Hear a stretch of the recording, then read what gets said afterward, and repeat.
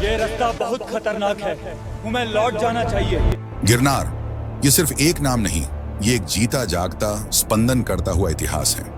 भूवैज्ञानिकों के अनुसार यह पहाड़ एक प्राचीन ज्वालामुखीय संरचना का हिस्सा है, जिसकी आयु 22 करोड़ वर्ष से भी ज्यादा आंकी गई है, जो इसे हिमालय से भी करोड़ों वर्ष पुराना बनाती है।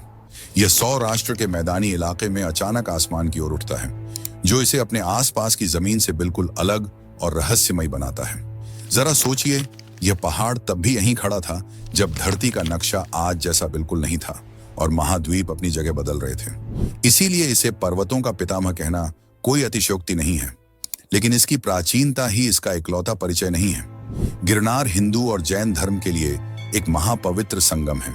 यहाँ की हर चट्टान, हर गुफा और हर चोटी अपने अंदर एक कहानी और गहरी ऊर्जा समेटे हुए है। महाभारत काल में इस क्षेत्र को रैवत पर्वत के नाम से जाना जाता था और स्कंद पुराण जैसे प्राचीन ग्रंथों में इसे एक ऐसा सिद्ध क्षेत्र बताया गया है जहां देवता भी तपस्या करने आते थे।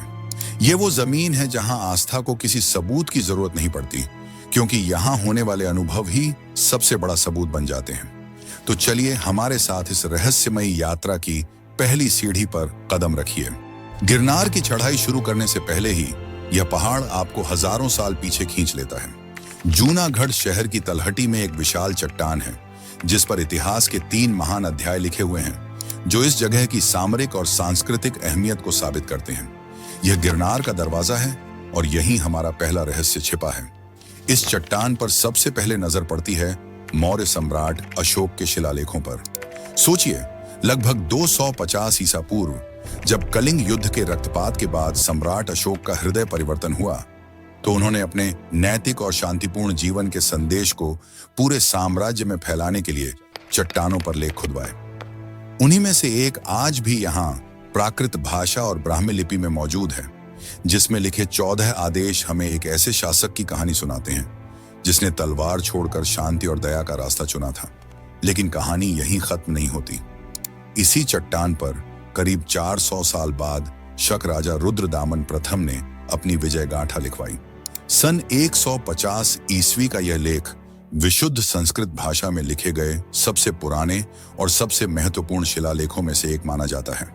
इसमें रुद्रदामन अपनी सैन्य उपलब्धियों की बड़ाई तो करते ही हैं, साथ ही एक ऐसे ऐतिहासिक राज से भी पर्दा उठाते हैं जिसका सीधा ताल्लुक मौर्य काल से था। यह रहस्य है सुदर्शन झील का।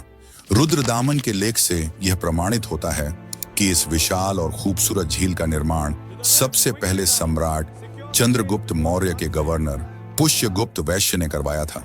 बाद में सम्राट अशोक के यवन यानी ग्रीक गवर्नर तुषास्प ने इसे और मजबूत किया और इससे नहरें